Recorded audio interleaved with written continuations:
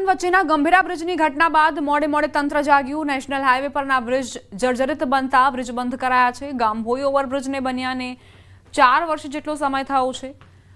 તેની બંને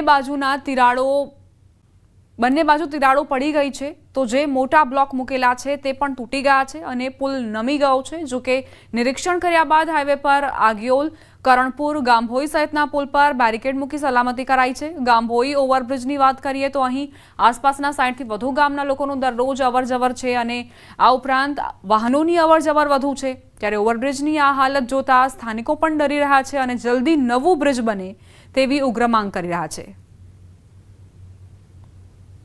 આશરે 3-4 વર્ષથી આ બ્રિજ બનેલો છે। બ્રિજનું કામકાજ પહેલાંથી જ પરફેક્ટ થયેલું નથી। આજુબાજુની પ્લેટો બધી નમી પડેલી છે। સાઈડમાં આમ ચેકિંગ થયું ત્યારે સાઈડમાં બેરિકેડ મૂકેલા છે।